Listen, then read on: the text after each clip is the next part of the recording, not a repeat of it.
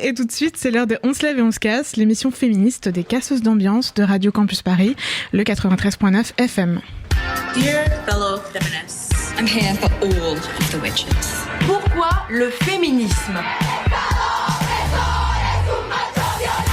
On n'ose plus rien faire, on ne peut plus rien dire. Les femmes sont conditionnées à servir les autres et à ne pas s'occuper d'elles-mêmes. Ah, je t'avais dit, elles en veulent au mec. Le féminisme a donné aux femmes dès qu'elles pouvaient avoir droit au bonheur. On est dans un pays où un violeur sur 100 est condamné. Il y a un problème avec monsieur là. Non, il n'y a pas de problème. Nous aussi, on se lève et on se bat. Pas du clito. Le chemin est long en tant que femme noire, en tant que femme grosse. Bim, c'est encore la faute du patriarcat. Encore une fois, c'est pas de la libération de la parole, c'est de la libération de l'écoute. Il y a une violence systémique qui est faite aux femmes.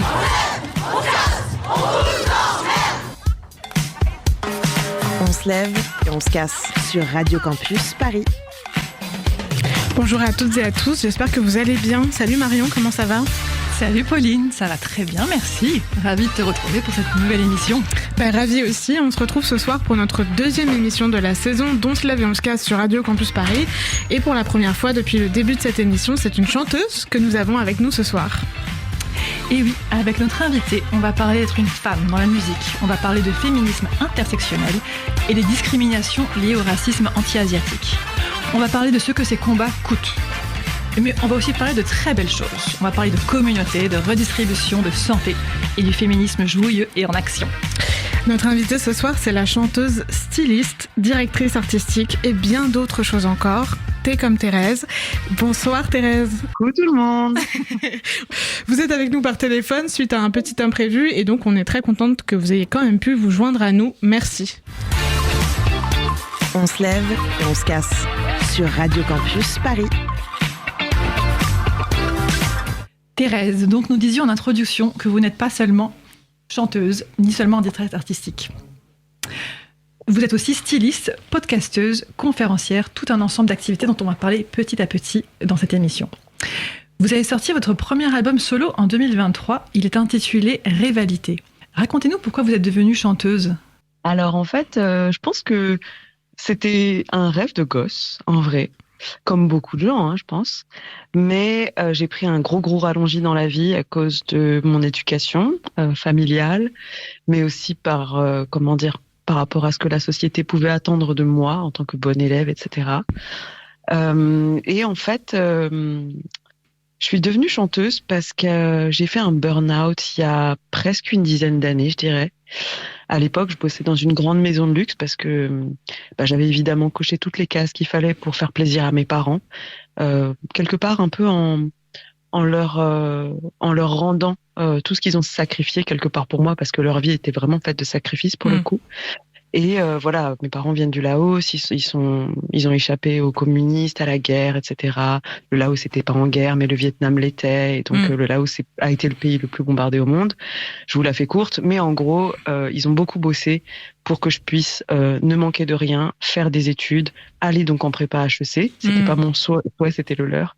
Puis ensuite en école de commerce, et en fait j'ai fini dans une grande maison de luxe après mes études, où j'ai œuvré pendant 5 ans et demi avant de me dire c'est pas ma vie. Et moi j'ai toujours rêvé de chanter, et du coup la France et la vie est bien faite, et j'ai pu avoir 2 ans de chômage après ce burn-out pour me retaper d'une part, et d'autre part pour essayer de donner un petit peu plus de place à mes envies à moi plutôt que celles qui nous polluent quand on grandit. Et ça, vos envies sont hyper présentes dans votre œuvre, on va en parler petit à petit. Mais avant cet album de 2023 dont on parlait, vous faisiez partie d'un duo, ça c'était votre première partie de carrière qui s'appelait La Vague, avec un compositeur, c'est ça ? Oui, complètement. Un co-compositeur. Qu'est-ce qui vous a poussé à vous lancer en solo après ce duo-là ? En fait, ce qui s'est passé, c'est que Jonathan, dont c'était l'anniversaire hier, je viens juste de lui envoyer un texte en retard pour lui souhaiter un joyeux anniversaire. C'était mon binôme, et c'est quelqu'un que j'avais rencontré lors d'une jam, à l'époque où je faisais plein d'open mic dans Paris. Et on s'était bien entendu, et je pense qu'on avait une envie commune à ce moment-là de faire de la musique. Lui aussi avait fait des études longues, il était ingénieur dans l'informatique, et en fait il avait décidé d'arrêter pour faire de la musique, et en fait on s'est un petit peu reconnus dans ces parcours mutuels, et on s'est dit tiens, on a tous les deux en fait envie de faire de la musique, pourquoi on se lancerait pas? Et donc, on s'est lancé et finalement, on s'est rendu compte que moi, je regrette rien de cette aventure, loin de là. Mais je me suis rendu compte au bout d'un moment que j'avais du mal quand même à m'exprimer comme je le voulais et aborder notamment les sujets qui me tenaient à cœur, à savoir les questions de féminisme ou d'antiracisme, etc. Et il me rétorquait souvent que en fait, c'est que c'était des sujets quelque part qui le concernaient pas et qu'il se sentait pas de défendre. Et moi, plus je grandissais, plus j'avançais dans la société et plus finalement je m'engageais aussi. Et voilà, grandir, c'est aussi avoir une plus grande conscience du monde, il me semble. Et du coup, j'avais envie, à travers mon art, d'œuvrer pour. Et lui, pas forcément, ce que je peux totalement respecter. Mais du coup, j'ai décidé de faire route à part, quoi. On va se lancer un peu dans l'étude de votre œuvre et pour ça, on va écouter un tout petit extrait du titre Shonen. J'en suis parce que je suis une femme. Si j'étais un homme, je serais déjà Orelsan. Est-ce que je dis ça parce que je me sens mal ou juste parce que j'entends le seum? J'en suis parce que je suis une femme. Si j'étais un homme, je serais déjà Orelsan. Est-ce que je dis ça parce que je me sens sale ou juste parce que je me sens seule?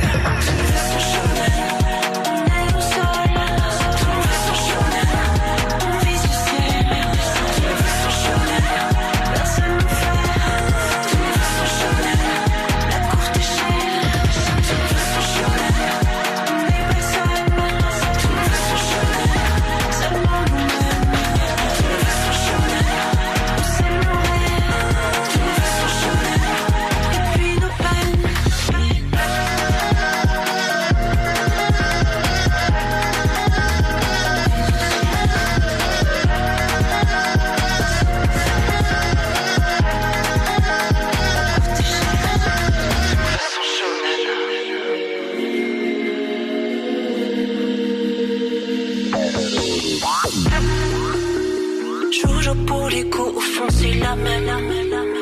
Binaire, non binaire, un nouveau dilemme. C'est le même système.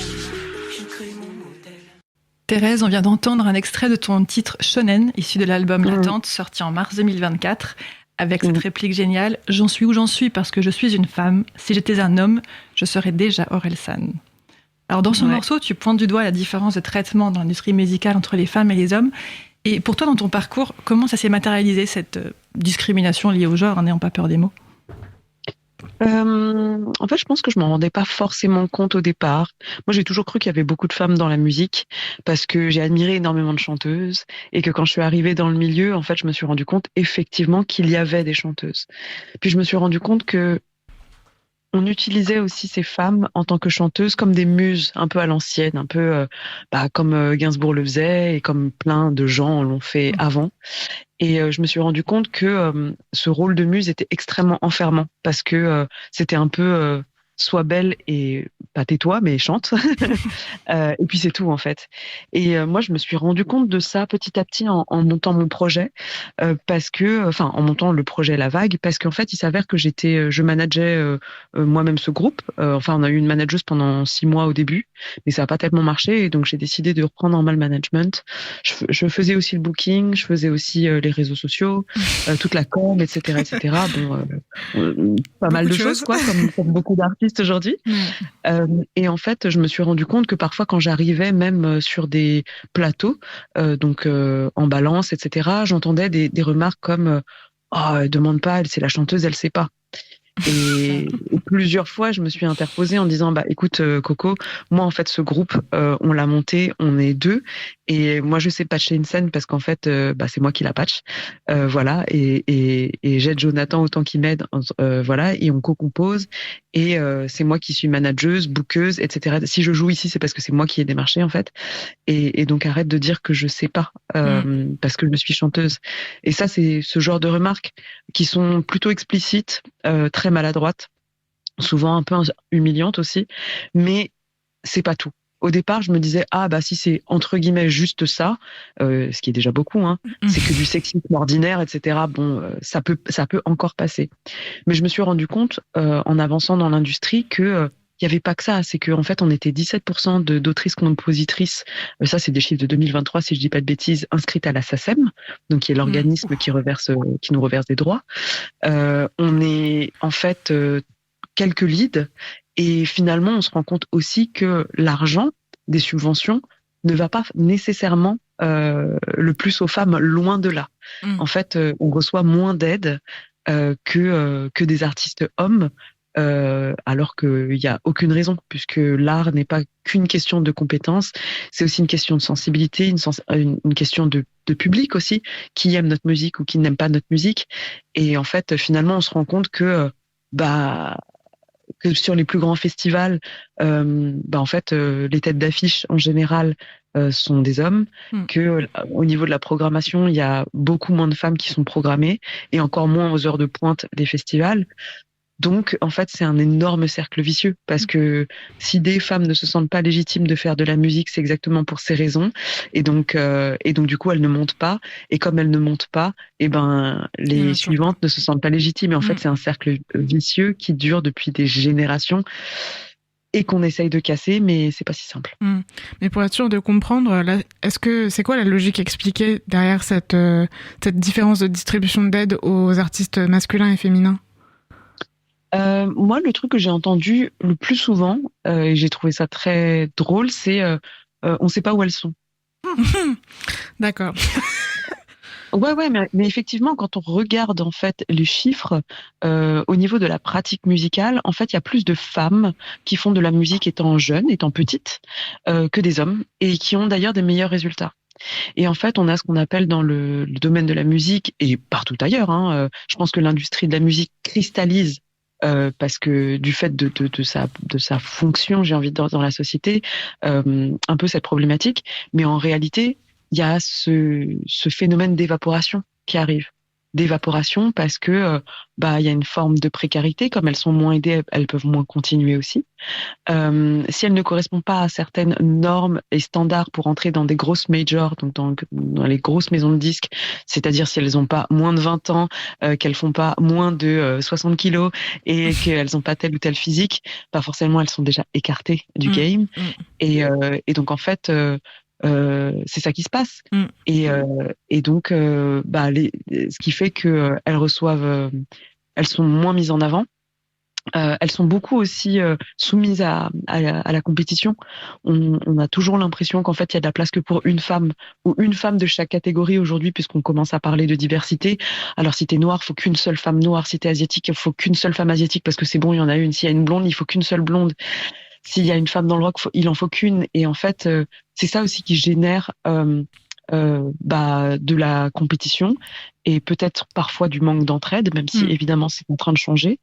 Et il y a aussi simplement le fait que la société dans son ensemble et donc l'industrie de la musique aussi n'est pas pensée et structurée pour accueillir des femmes et notamment des femmes qui dépasse la trentaine parce que effectivement il y a d'autres problématiques qui se posent.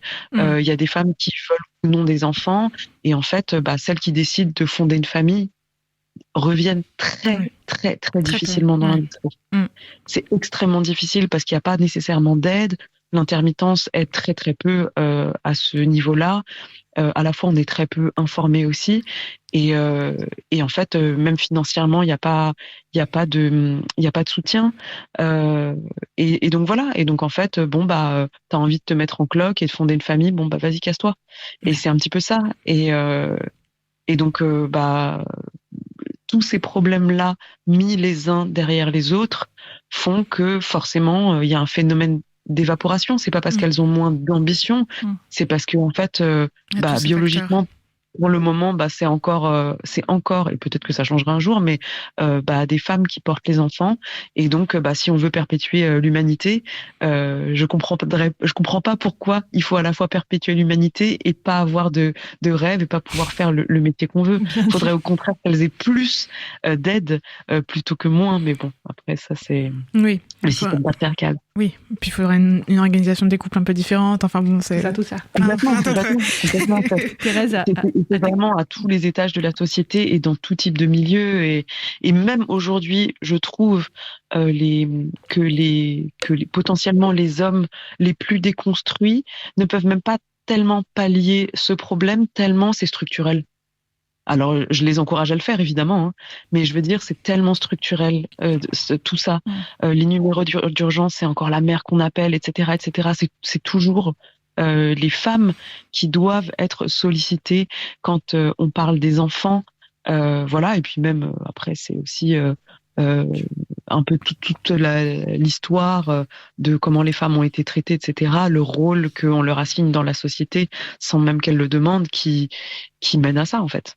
En fait, à t'écouter, on entend toutes les strates de discrimination et tout ce qui a mené à la situation d'aujourd'hui. Et ça nous a aussi fait réfléchir avec Pauline au fait qu'aujourd'hui, de moins en moins d'artistes acceptent de se dire engagés. Et toi, à t'entendre, on sait que tu es engagée. Mais ça veut dire quoi, du coup, être une artiste engagée aujourd'hui, sur ces questions-là précisément? C'est marrant que tu dis ça parce qu'hier, j'ai fait un petit... Je me sers pas mal de Threads, la petite sœur d'Instagram, parce que ça me permet d'être un peu plus spontanée et de pas trop réfléchir, etc. C'est pas les mêmes algorithmes, donc voilà. Bref, ça me permet c'est un peu un terrain de jeu.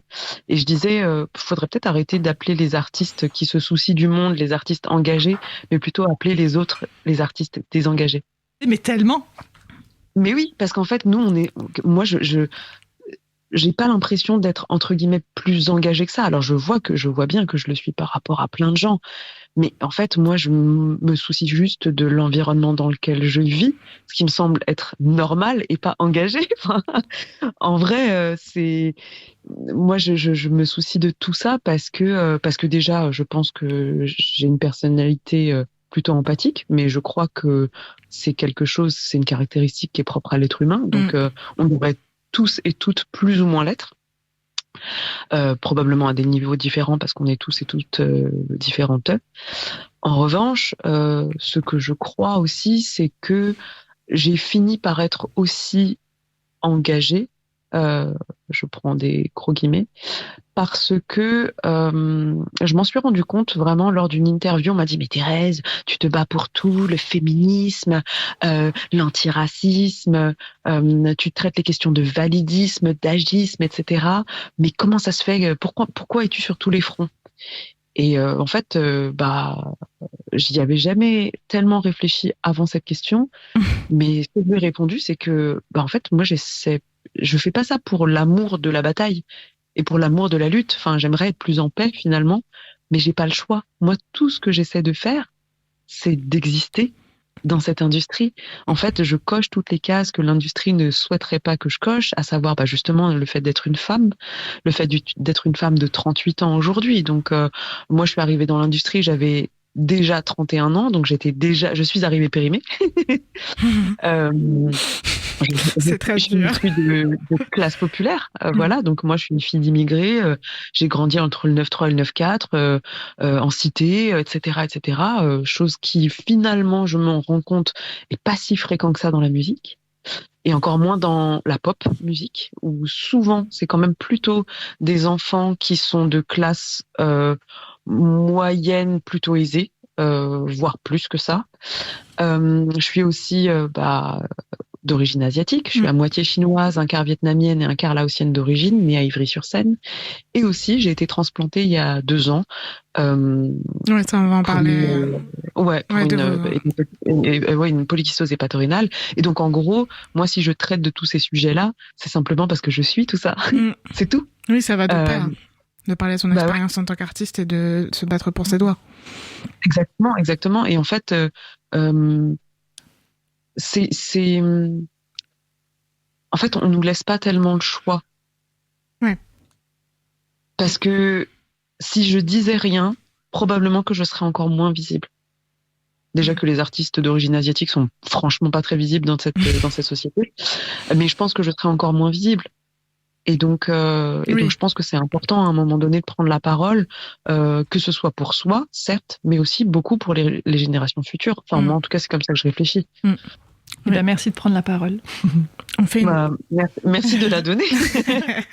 On fait une toute petite pause dans cette interview pour accueillir notre première chroniqueuse de ce soir, Alice, qui nous parle aujourd'hui de la 2e lauréate du prix Nobel de littérature, Grazia Deledda. Salut Alice. Bonsoir à toutes et ravie d'être de retour pour cette 2e chronique.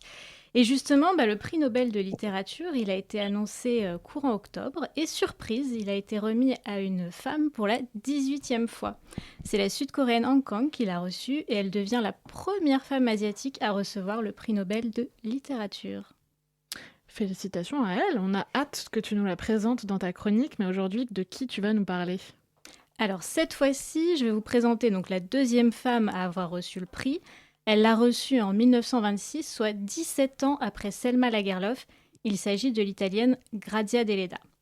Le jury lui a remis, alors je cite, « pour son pouvoir d'écrivain, soutenu par un idéal élevé, qui dépeint la vie telle qu'elle est sur son île natale isolée et qui traite de problèmes d'intérêt général pour l'humanité avec profondeur et chaleur. » Alors Grazia Deledda, elle naît en 1871 en Sardaigne, dans une famille plutôt aisée. Elle publie ses premiers textes à l'âge de 17 ans et à l'époque, c'était pas très bien vu. Mais Grazia, elle veut devenir écrivaine et elle continue à écrire tout en se formant en autodidacte. Elle rencontre son mari à Cagliari, en Sardaigne, et ils déménagent à Rome où elle vit une vie plutôt recluse et elle consacre la majorité de son temps à écrire. Ça, elle peut le faire tout en ayant 2 enfants parce que son mari la soutient dans toutes ses activités. En fait, il va même jusqu'à quitter son travail pour se consacrer à promouvoir l'écriture de sa femme. Et du coup, tout au long de sa vie, elle a énormément écrit, pas moins de 36 romans et 250 nouvelles, jusqu'à sa mort en 1936. Roseau au vent et Elias Portolou sont parmi ses romans les plus connus si vous voulez la découvrir. Et moi, pour ma chronique, j'ai lu un autre de ses romans qui s'appelle Le lierre sur l'arbre mort. Il se passe au fin fond de la Sardaigne, comme la plupart de ses livres, et il raconte l'histoire d'Anesa, une jeune femme qui a été adoptée par une famille noble sur le déclin. Elle est amoureuse du fils de la famille, et la faillite de leur domaine et le manque d'argent vont lui faire commettre un acte désespéré. Alors ce roman, il m'a vraiment plongée dans l'univers de l'autrice et de la Sardaigne du début du XXe siècle. La première partie du récit explore des thèmes traditionnels de ce qu'on appelle le vérisme. Alors le vérisme, c'est un mouvement littéraire italien qui est en fait l'équivalent du naturalisme en France. Le principe, c'est de décrire la vie quotidienne d'une façon réaliste en s'attachant aux détails. Et l'objectif, c'est de refléter les réalités sociales, politiques et personnelles de l'époque. On découvre effectivement, dès les premières pages, le folklore sarde, les traditions et les paysages qui plantent le décor.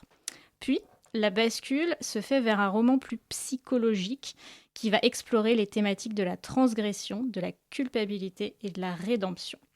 Vous l'aurez compris, pour voyager au cœur de la Sardaigne et frissonner en explorant les bas-fonds de l'âme humaine, je vous conseille vraiment de le découvrir. J'y connais rien du tout en littérature italienne et de la Sardaigne, mais ça donne effectivement très envie de le lire. Merci beaucoup Alice. Merci. On se lève et on se casse sur Radio Campus Paris.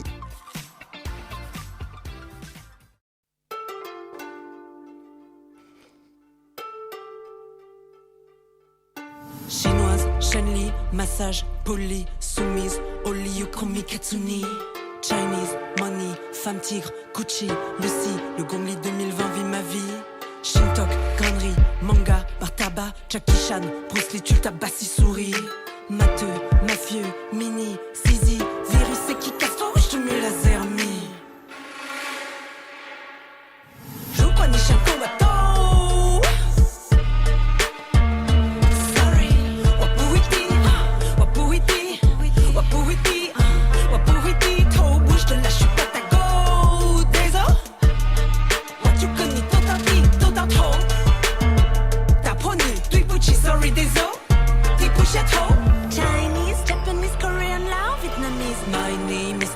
Dans quelle langue veux-tu que je le dise? Ni hao, konnichiwa, sawadikap, sawadikap. Banane, couscous, même combat, ouïghour, quel rapport avec moi? Pourquoi t'as le seum, qu'on te réponde pas?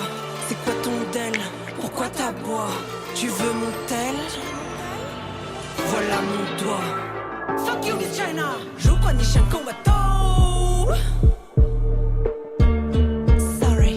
Wapuiti, wapuiti, wapuiti, wapuiti, tobu, je te lâche pas.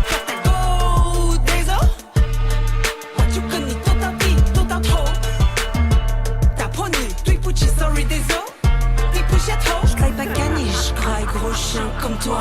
caché, mâché dans mon menu B3. Les Balkans, j'en ferai du fa. Aussi la charbon comme Haluflové dans ce soja.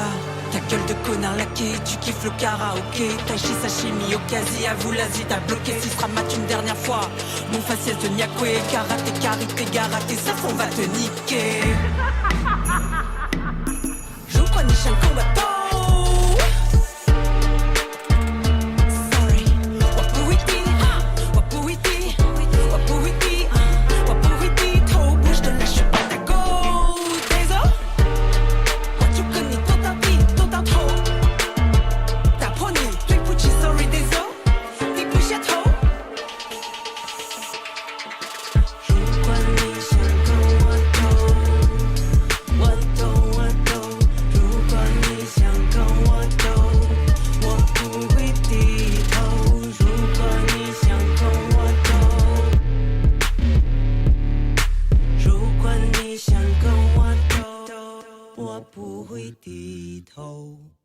C'était le titre Chinoise de notre invitée de ce soir, Thérèse. Donc c'est un titre qui est sorti de l'album de 2021, Rivalité.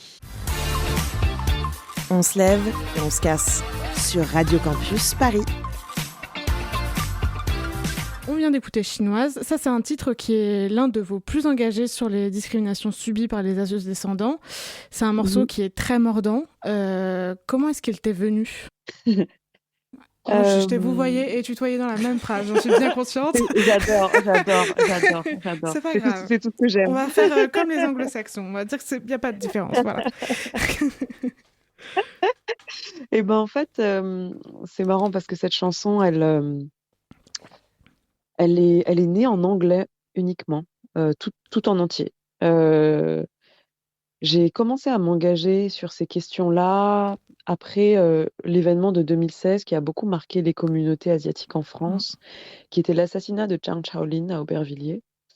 Et en fait, ce meurtre-là avait mené à la première, il me semble, manifestation de personnes asiodescendantes en France, place de la République. Alors, j'y étais pas, pour le coup, mais j'avais vu les images et j'avais vu notamment pas mal de témoignages, dont celui de Grassley, celui d'Anthony Chélan, qui était à l'époque directeur, de la, je sais plus comment on appelle ce poste, mais il travaillait pour Click. Il était plus ou moins à la prog, quoi, au contenu éditorial. Et voilà, et d'une DJ aussi. Et ça m'avait vachement touchée. Parce que je crois que j'ai réalisé cette année-là que pour la première fois, des gens que je ne connaissais pas disaient très très haut ce que j'avais ressenti toute ma vie et que j'avais intériorisé, que j'avais jamais osé dire. Du coup, j'ai commencé à me rapprocher de ces personnes-là parce que je me suis rapprochée de ces personnes-là et tout ça s'est fait entre 2017 et 2018. Ça a été assez rapide. Les gens, je pense, étaient tellement émus qu'on a ressenti ce besoin de se regrouper, de se rencontrer, de pouvoir essayer de discuter ensemble déjà pour partager cette peine, ces peurs aussi, et autres frustrations et colères. Et ça a été touchant parce que on sentait justement qu'il se passait quelque chose. Et donc, je me souviens avoir écrit cette chanson entièrement en anglais qui s'appelait Slanted Eyes. Et je l'avais jouée lors d'un Nouvel An lunaire. J'avais été invitée à chanter à la mairie du 13e par Daniel Tran, qui faisait partie à l'époque, qui était président de la JCF, donc l'Association des jeunes chinois de France. Et suite à cet événement, j'avais rencontré tout plein d'autres personnes. Puis j'avais laissé le morceau dormir parce que j'avais un peu dit ce que j'avais à dire en anglais. Donc je ne sais pas qui avait vraiment compris mes paroles. Mais moi, j'avais l'impression d'avoir dit. Et je me souviens que pendant le Covid, les violences se multipliaient partout, envers des adultes, mais aussi des gamins et des gamines qui se faisaient fracasser à l'école parce qu'ils ou elles étaient asiodescendantes, alors que finalement, c'était des personnes françaises qui n'avaient pas bougé ni de leur village, ni de leur ville, ni de leur école. Et on les accusait d'avoir le Covid, d'amener des maladies, etc. Parfois, ça allait même pas aussi loin, c'était juste simplement de la violence pour la violence. Et en fait, moi, ça m'a paru totalement insupportable et je me souviens que pendant le confinement, j'étais justement en train de faire ce switch où j'avais envie de passer de la vague au projet Thérèse et j'ai commencé à composer un peu en scred sur mon ordi. J'avais installé Ableton que j'avais jamais ouvert et je m'étais fixé le défi de faire un son par jour pendant une semaine Ambitieux. pour rigoler. Ouais, pour rigoler et finalement, c'est ce qui a donné mon premier EP, Rivalité. C'était en tout cas les maquettes un peu, niveau CE1, CE2 que j'avais commencé à faire, mais certes, faut bien démarrer et parmi ces chansons, il y avait donc, Slanted Eyes, donc c'était, l'ancêtre de Chinoise et je l'ai fait écouter en fait à mon ancien label qui est devenu mon nouveau label. Enfin bref, on a continué ensemble sur la vague et en fait, lui et Adam, du coup qui est donc mon co-compositeur et prod, m'ont dit: «En fait, cette chanson elle tue Thérèse, et on est en France et si tu veux vraiment que les gens te comprennent et comprennent ton combat, il faudrait essayer de la passer en français». Et c'était pas facile parce que, c'est pas facile de traduire une chanson qui a été écrite dans une langue, dans une autre. Du coup, la chanson finalement ne se ressemble pas forcément, mais je suis hyper contente de l'avoir fait parce que d'une part, effectivement, on me comprend et de 2, je me suis rendu compte quand même que rien ne vaut sa langue maternelle. Même si je parle très bien anglais, je pense que je suis encore plus précise et surtout sur des sujets comme ça, c'est important, en français et donc voilà et donc c'est comme ça qu'elle est sortie, un peu par hasard finalement parce que, j'avais écrit ça pendant le confinement et à un moment donné, j'ai senti le besoin de la sortir. Donc elle est sortie en décembre, si je dis pas de bêtises, 2021 C'est ça. et en fait, j'avais très, très peur de la sortir, mais vraiment très, très peur. J'avais même envoyé le texte à Grassly, pour qu'elle le lise. Donc Grassly qui est une militante et qui partage le podcast, Kiffe ta race avec Rokhaya Diallo, qui est aussi blogueuse, food et cetera et aussi autrice et j'avais aussi envoyé ça à mon cousin Franck, qui est donc le compte Décolonisons-nous. Entre-temps, il s'est outé parce qu'à l'époque, personne ne savait qui c'était, Franck Lao et je leur avais demandé leur avis sur le texte et j'ai envoyé ça aussi à d'autres, potes, racisés et cetera et Grace avait eu la grande sensibilité et intelligence de me répondre: «Thérèse, en fait, ce texte, hem, c'est toi et tu parles en ton nom, en tant qu'artiste» et moi, comme j'avais l'habitude effectivement de prendre la parole en tant que militante, j'avais toujours l'impression de devoir parler au nom du groupe et là, elle m'a dit: «Mais fais-le en fait, le propre d'un ou d'une artiste, c'est d'être libre de dire ce qu'il ou elle pense, donc go» et donc j'avais sorti le texte comme ça et mais jamais j'aurais imaginé, qu'il y ait un tel retentissement, mais vraiment jamais, jamais. Au bout d'une semaine, je passais, sur Quotidien, Canal, j'ai fait une émission avec Tadei, enfin c'était n'importe quoi. France 5, j'ai fait plein de radios, enfin c'était fou. Et c'était absolument pas calculé. J'avais vraiment écrit ça rageuse toute seule dans ma chambre, dans mon 35 m² à Paris, parce que je voyais des trucs horribles, dans les infos, enfin aux infos et sur les réseaux sociaux. Et voilà, enfin bref, ça a été effectivement il y a eu un écho, auquel je m'attendais pas du tout. Eh ben merci, merci de l'avoir traduit et de l'avoir fait et plus fort que ça, plus fort qu'un morceau, tu es allé encore plus loin puisque, tu as décidé de prendre le problème à bras-le-corps et de fonder un réseau qui s'appelle Tiger Bomb. Est-ce que tu peux nous en parler rapidement? C'est quand même une Oui, belle bah, réussite. ouais. J'ai esquissé les prémices de ce bout de conversation tout à l'heure, mais c'est vrai que, bah, en France, c'est pas facile de se faire une place dans l'industrie de la musique quand on est une femme, quand on est très intersectionnel et encore moins quand on est, c'est encore plus dur, je veux dire, quand on est, asio-descendante et en fait, j'en avais marre. Je me disais: «Mais moi, je vois sur les réseaux et je rencontre des personnes, qui sont originaires du Vietnam, du Japon, je sais pas, du Cambodge, de plein d'endroits, en fait, différents et même d'Asie du Sud, enfin, d'Inde, du Pakistan, tout ça, qui sont des artistes, super talentueux et talentueuses et on n'en entend jamais parler et donc force d'expériences passées, et présentes. Là, tu vois, par exemple, moi, je fais partie d'une sorte de nébuleuse qui s'appelle la Chrysalide, qui a été fondée par, une artiste qui s'appelle Kelly Boy, qui est productrice, et elle est DJ aussi, elle accompagne d'autres personnes sur scène et en fait, elle a créé cette nébuleuse et ça m'a beaucoup inspirée, de comprendre comment le groupe, et le collectif, pouvaient être bénéfiques, en fait, à nos carrières d'artistes et notamment d'artistes indépendantes et du coup, je me suis dit: «Bah, pourquoi pas un peu à ma façon, répliquer ce modèle pour pouvoir se donner de la force entre nous, pour pouvoir, d'une part, déjà tout simplement nous connaître, parce que en fait, je me suis rendu compte que les artistes asio-descendantes ne s'identifiaient même pas dans l'industrie. Donc, je pense que c'est dommage. Donc, voilà, je crois que j'aime bien rassembler aussi. Bah, j'aime bien créer des crews de toutes sortes. Là, c'en était un autre. Et d'autre part, de pouvoir se donner des tips sur plein de choses, sur des choses juridiques, par exemple, des choses admin, savoir quand il y a des appels à projets ou telle ou telle demande de sub qui sont déposables, se dire, ah bah, il y a telle salle qui cherche tel type de groupe ou pour tel type de musique, ah, si tu en entends parler, est-ce que tu peux me faire passer, etc., pour pouvoir aussi s'échanger les publics. Et pourquoi pas faire des collaborations s'il y a des affinités, j'oblige personne à rien faire. Et c'est pour ça que je l'appelle pas nécessairement collectif, mais plutôt réseau d'entraide, parce qu'en fait, les gens font ce qu'ils veulent dedans. Enfin, vous venez si vous en avez envie, si vous avez envie d'aider, vous aidez. Oui, Là, j'ai trouvé quelques personnes qui sont bénévoles, qui ont envie de m'aider effectivement à faire grossir le truc. Si vous n'avez pas envie, pas le temps, ou que c'est pas le moment, bah c'est pas grave. Moi, je le fais pour qui veut en fait. Et voilà, et je pense que c'est important de se serrer les coudes dans une époque et une industrie qui tend à diviser beaucoup les gens, à les isoler aussi, et à mettre dans la tête de chacun, chacune que justement, il y a cette histoire de compétition. Moi, j'ai beaucoup cru pendant longtemps qu'il y avait de la place que pour une seule artiste asiatique en France, et j'avais presque l'intention d'inconsciemment faire de la rétention d'informations, etc.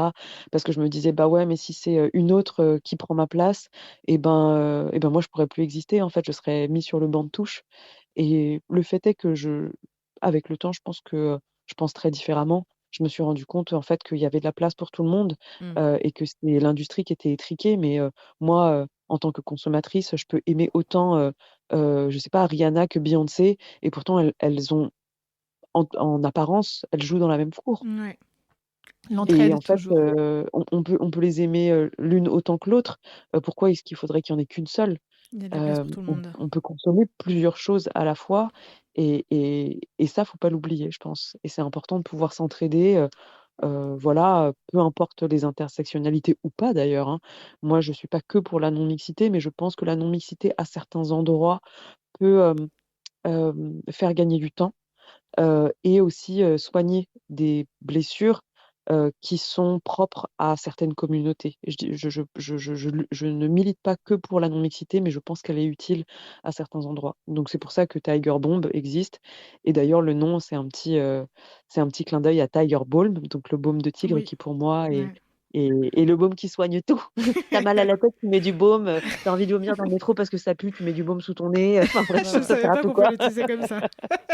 Et en parlant de soyer, je suis désolée, c'est passionnant, mais on aimerait continuer à écouter un autre de tes morceaux pour parler justement du soin et d'une autre facette de ta carrière qui nous intéresse beaucoup.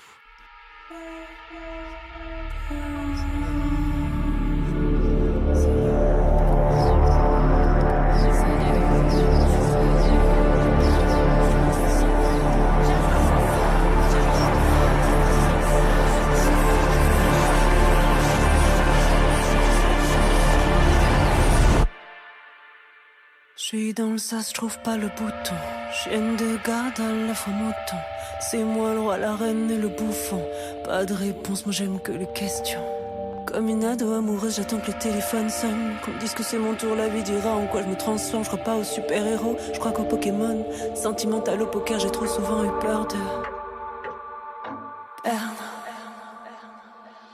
L'attente s'étire comme un chewing-gum. Le temps s'étiole, j'ai le faux mot, j'ai le seum. Le cœur sur la détente, j'ai oublié le sol. La danse dans ma tempe. En fait, j'ai jamais compris la diff entre remords et regret. J'ai l'impression d'avoir une épée de Damoclès au-dessus de ma tête. D'avoir imaginé plus de morts que j'ai eu de vie, et c'est chelou en fait de se rendre compte que la vie peut tenir à un coup de fil.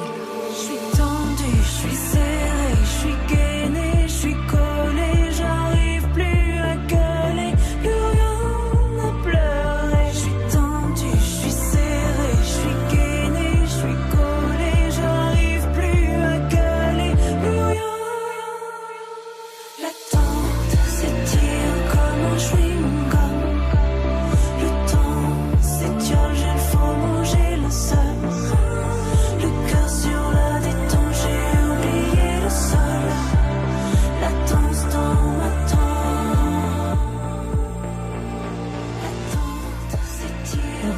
écouter un troisième morceau de Thérèse intitulé L'attente, sorti dans l'album éponyme paru en mars 2024. Alors Thérèse, tu n'as pas peur de parler de tes émotions, de tes combats, mais aussi de ton corps. Et tu as une maladie génétique, donc qui a nécessité une greffe du foie. Tu en as parlé, et mieux tu l'as chanté avec ce magnifique morceau qui est très émouvant. Alors Thérèse, raconte-nous comment est-ce qu'on chante la douleur et comment est-ce qu'on compose quand on parle de son propre corps qui doit se battre. Waouh, est-ce que j'ai une réponse vraiment Là, c'était une question Auguste Trentenaire, on en a parlé. Tu as des bonnes réponses, alors il faut des bonnes questions. Ouais. En fait, c'est très étrange parce que je crois que pour parler de son corps, faut à la fois être à l'extérieur de lui-même et en même temps à l'intérieur de lui-même. Faut savoir s'en extraire par moment. Ouais, complètement. En fait, moi, j'ai toujours l'impression d'être deux parce que je me regarde beaucoup de l'extérieur. Je me vois faire en fait des choses, je me vois évoluer. Parfois, je me regarde et ça m'énerve et parfois, je me regarde avec beaucoup de tendresse aussi. Et en même temps, parfois, c'est salvateur aussi de pas se regarder de l'extérieur et d'être dans son corps et d'être dans sa tête et d'être dans son cœur et d'être dans l'instant, quoi. Et je pense que la vie, c'est un peu un aller-retour entre ces deux choses, mais aussi un aller-retour entre soi et les autres. Et j'ai l'impression de faire des phrases à la Jean-Claude Van Damme, c'est terrible. Et, non, je vous rassure, c'est pas ce que ça donne comme impression de l'extérieur. mais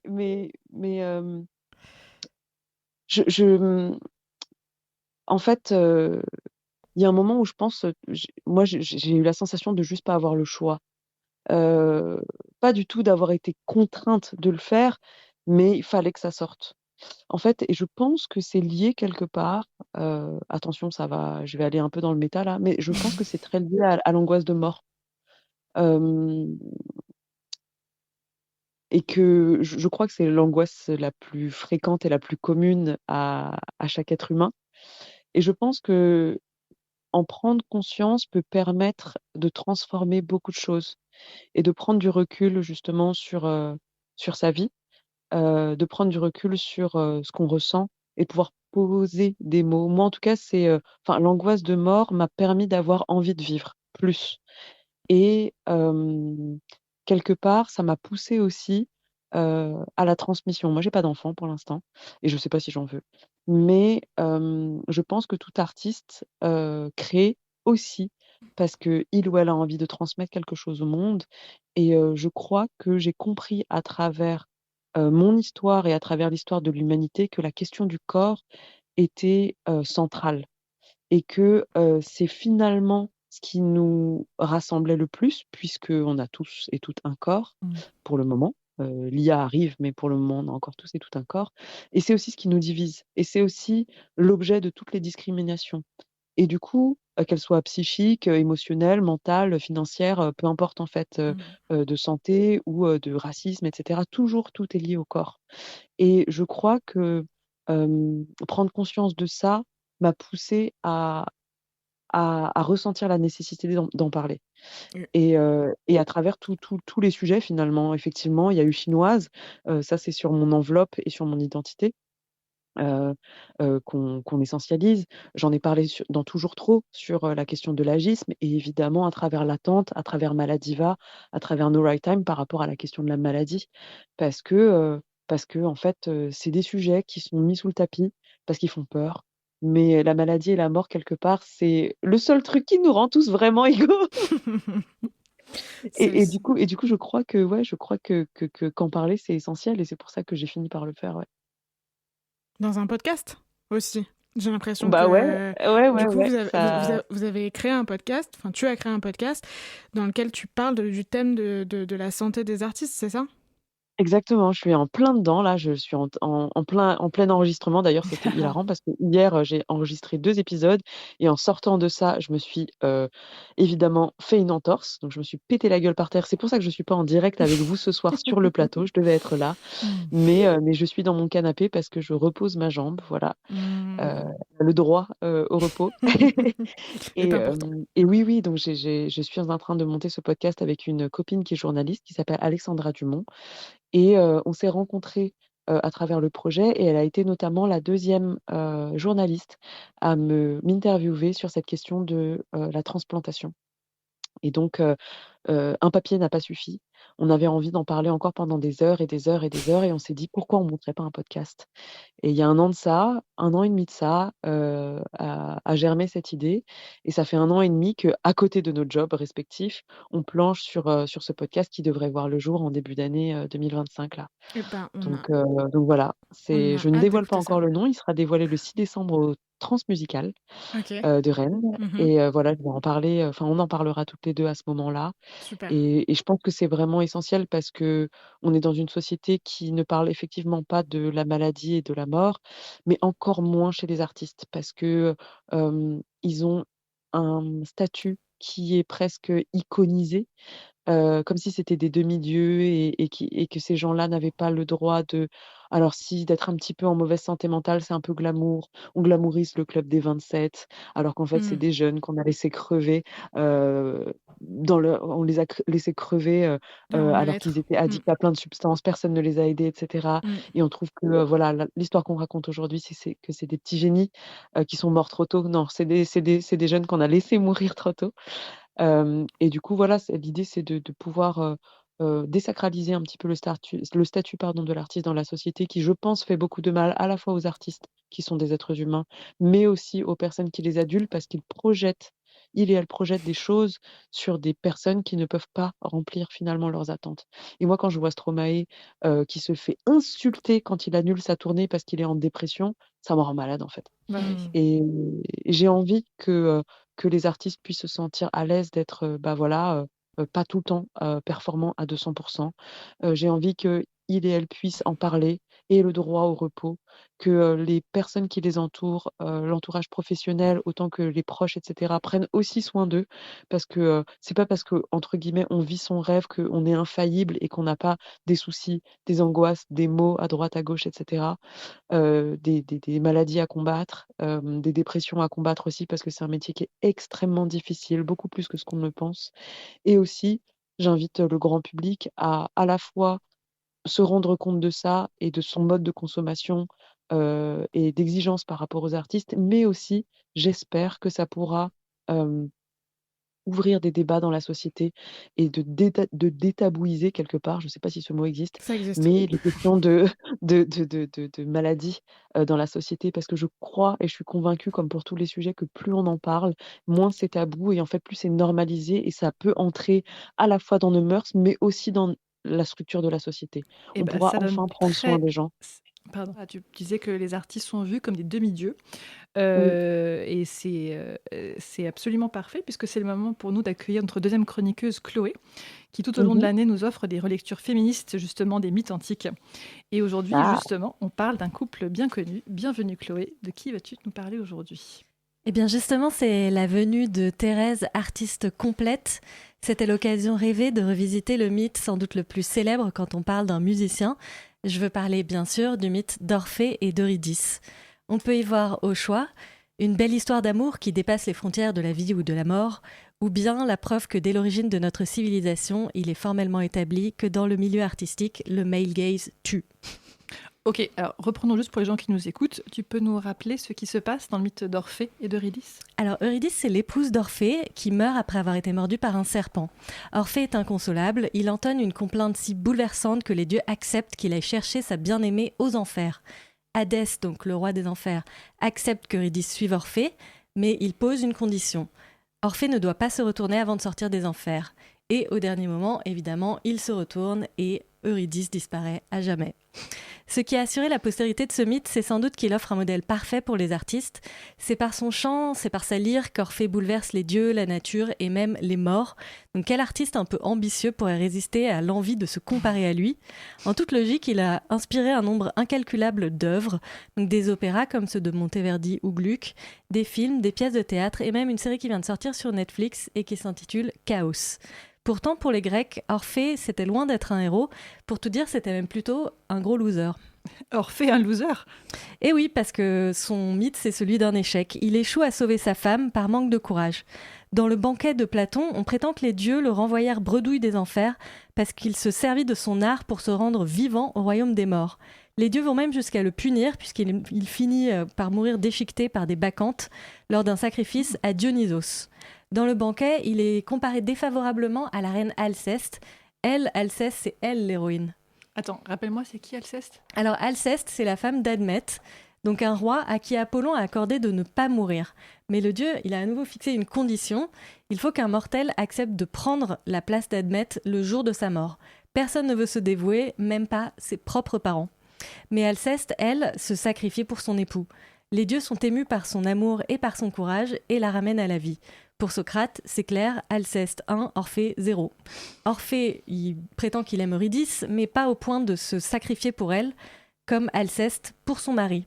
Il la tue même une seconde fois, en se retournant alors que les dieux l'avaient enjoint à ne pas le faire. Il n'y a vraiment pas de quoi être fier. Ok, donc un loser. Mais alors finalement, la pérennité de mythe d'Orphée d'Eurydice s'explique par le fait que c'est juste un artiste glorifié par d'autres artistes pendant des siècles. Alors moi, ce qui me frappe vraiment dans ce mythe, c'est pas tant la puissance de l'amour que sa fragilité face aux dieux et à la faiblesse humaine. Parce que ce qui tue Eurydice, en définitive, c'est littéralement le regard de son mari, le male gaze d'un artiste, qui pensait pouvoir donner vie à la femme qu'il aimait grâce à son art, mais n'a fait que la détruire. Et Eurydice dans tout ça, on l'entend pas beaucoup, il y en a que pour Orphée, alors qu'on parle quand même du mythe d'Orphée et Eurydice. Et en fait, en préparant cette émission ce week-end, une idée m'est venue, et si Orphée s'était retourné exprès ? Parce que finalement, c'est l'absence d'Eurydice et c'est toute cette tristesse qui a nourri son art au point de lui donner le pouvoir d'émouvoir les humains, les bêtes et même les dieux. Et s'il préférait ce pouvoir que lui confère son art, et s'il préférait la célébrité et l'admiration de la foule à l'amour de sa femme, et si, in fine, il fallait qu'Eurydice se taise pour qu'Orphée vive à jamais. Eh ben, ça laisse très songeuse. Merci beaucoup Chloé encore une fois pour cette passionnante revue du mythe d'Orphée et d'Eurydice. On se lève et on se casse sur Radio Campus Paris. Il nous reste 4 petites minutes. On va vous poser une dernière question, Thérèse. Donc, en parallèle de vos multiples facettes dont on vient de parler, vous êtes podcasteuse, vous êtes conférencière engagée, et je vais passer au-dessus en plein milieu de phrase parce qu'on n'en a rien à faire à ce stade. En plus du podcast sur la santé des artistes dont on vient de parler, tu es également donc conférencière engagée. C'est quoi ton thème de prédilection en tant que conférencière ? Est-ce que tu fais ça parce que la transmission pour toi c'est important, parce que tu peux pas faire du féminisme de terrain sans ça ? Ouais, c'est impossible en fait. Je suis assez présente sur les réseaux, un peu moins maintenant, parce que je me suis rendu compte que mon pouvoir de transformation réel se faisait dans la vraie vie. En fait, sur les réseaux, je vais parler 1 minute, les gens vont peut-être regarder 15 secondes, un reel ou quelque chose comme ça, une story, et puis ils vont passer à autre chose, et puis ils vont tomber sur des images de guerre, puis après sur des chats qui mangent des fraises, et puis après, etc., etc. Dans la vraie vie, je passe 1 heure à 2 heures, voire 3 avec des gens, et là, il se passe quelque chose. Et je pense que c'est hyper important de garder ça en tête, qu'au final, on n'est que des êtres humains et que ce qui nous sauvera, c'est la présence des uns et des autres, c'est le fait de se reconnaître en tant qu'être humain, de pouvoir parler et de pouvoir discuter de nos différences, se rendre compte à quel point elles nous enrichissent, même si on n'est pas obligé d'être d'accord. D'ailleurs, on se ferait chier, je le dis souvent, hein. Et j'aime à rappeler souvent pendant ces épisodes de transmission, ces conférences, etc. J'ai pas de sujet de prédilection. En gros, c'est souvent le vivre ensemble. Mais ce que je préfère faire, c'est partir de mon parcours et souvent raconter cette petite anecdote au sujet de la greffe. Vous savez, en France, on ne sait pas qui est son donneur ou sa donneuse. On n'a pas le droit de le savoir. Il y a l'anonymisation. Exactement. Et donc, en fait, moi, je sais pas si cette personne, c'était un homme de plus de 50 ans, cis, aux cheveux gris, un boomer, ou est-ce que c'était une femme? Est-ce que c'était une personne trans? Est-ce que la personne était juive? Est-ce qu'elle était musulmane? Est-ce qu'elle était asiatique? Est-ce qu'elle était petite, grande, grosse? J'en sais rien, en fait. Et Je c'est sais pas bizarre ce qu'elle pourtant. mangeait au petit déjeuner, pour qui elle votait, mais je sais que cette personne m'a sauvé la vie. Et je sais qu'elle m'a sauvé la vie et qu'elle n'était pas seule. Il y avait aussi du personnel soignant qui savait pas qui j'étais, qui ont œuvré pour que je puisse continuer à vivre. Et ça, c'est le propre de l'humanité, il faut pas qu'on l'oublie, en fait. Et quand on se rend compte de ce genre de choses et qu'on se rend compte en même temps qu'il y a des gens qui arrivent même pas à dire bonjour à leurs voisins, il y a de quoi s'inquiéter. Ouais, Et effectivement. du coup, j'ai juste envie de rappeler ça, que en fait, on est humain avant tout, qu'on a des différences certes, mais que la question, c'est pas de savoir qui a raison, c'est de savoir comment on vit ensemble. Parce qu'on n'a pas le choix, on est là maintenant. Et donc, on se lève et on se casse peut-être, mais moi, je me lève, mais je me casse pas, en fait. Je peux pas partir. C'est On une est là. expression. Et je suis juste là et en fait, je peux pas partir. Parce que j'appartiens à ce pays, je suis née ici, j'y tiens. Il y a énormément de choses auxquelles je tiens, à la fois à Paris, parce que je suis parisienne, mais aussi en France. Je chéris ce pays parce que mes parents viennent d'ailleurs et je vous jure que c'est pas plus rose ailleurs. Eh ben, merci Thérèse, ça donne vraiment espoir et on se rend compte que tu as plein de facettes pour montrer que tu te lèves, tu ne te casses pas et tu agis. C'est la fin de cette émission. Un très grand merci Thérèse d'avoir accepté notre invitation, même avec la cheville foulée et par WhatsApp. On était très heureux de t'avoir avec nous. C'est pour ça que je peux pas me casser, c'est que je peux même pas marcher. On rappelle que ton album L'attente est disponible partout et que tu seras très bientôt en concert à Paris, le 20 novembre à l'Élysée-Montmartre, le 28 novembre au Ground Control, mais aussi à Bruxelles, le 14 novembre au FestiLab. Les dates seront annoncées bientôt sur tes réseaux sociaux. Merci à tous. Bisous, bisous. Merci à toutes et à tous de nous avoir écoutés. On revient le 26 novembre prochain pour une nouvelle émission sur la littérature jeunesse féministe, antiraciste et LGBTQIA+, avec notamment l'éditrice et autrice Sarah Guélam. On vous en dit plus très bientôt. Merci Marion pour ton accompagnement. Merci à nos chroniqueuses Chloé et Alice et à notre réalisatrice Jeanne. On se retrouve le 26 novembre. En attendant, prenez soin de vous. Salut!